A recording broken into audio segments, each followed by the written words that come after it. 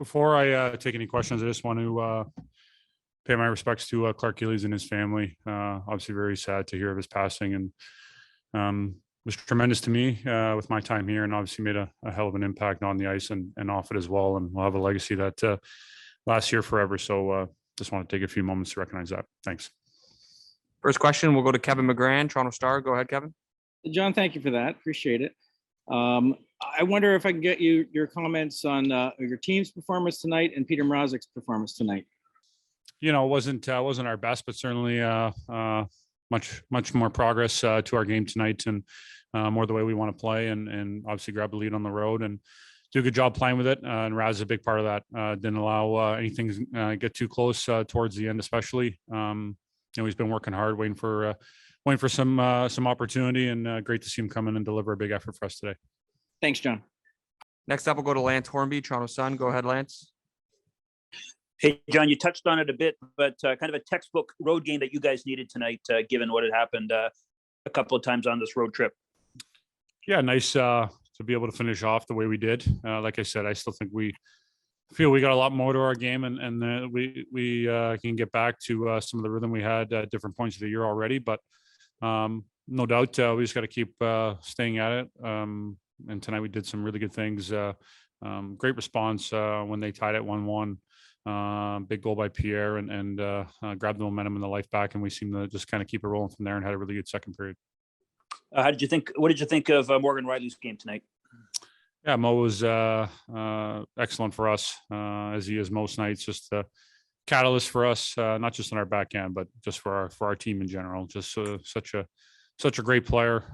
You know, one of the best defensemen I played with. I think he, even as good as he is and as much recognition as he gets, I still think he's looked upon as a little bit underrated. He just does so much for us in so many different areas, and was great tonight. Next up, we'll go to Mark Masters, TSN. Go ahead, Mark. John, you mentioned that Clark Gillies was tremendous to you when you were on Long Island. Is there a moment or memory that stands out to you about your time with him?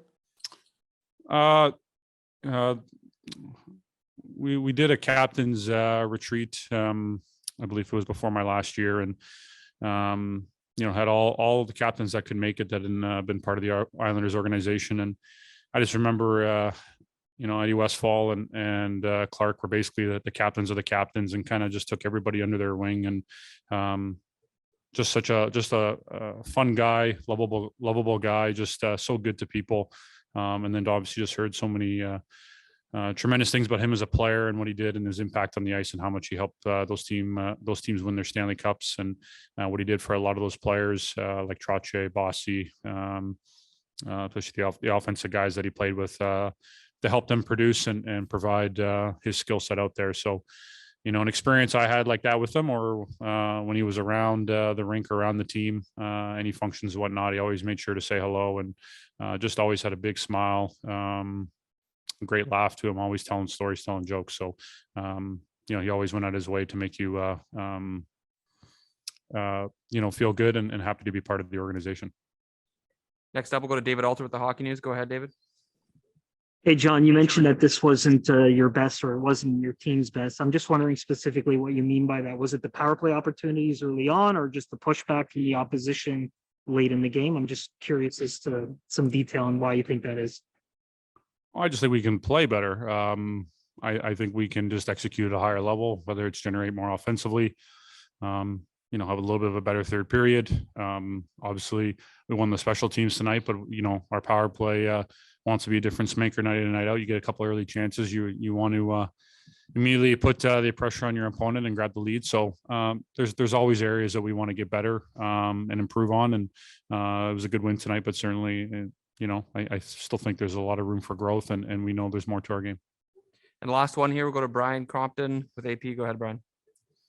Hey, John, really good to talk to you. Hope all is well with you and your family. I know this is your second trip here, and you know, you've obviously moved on, but just curious your thoughts on the building and just how happy you are that the Islanders finally got this done. Thank you. Thanks, Brian. To you as well.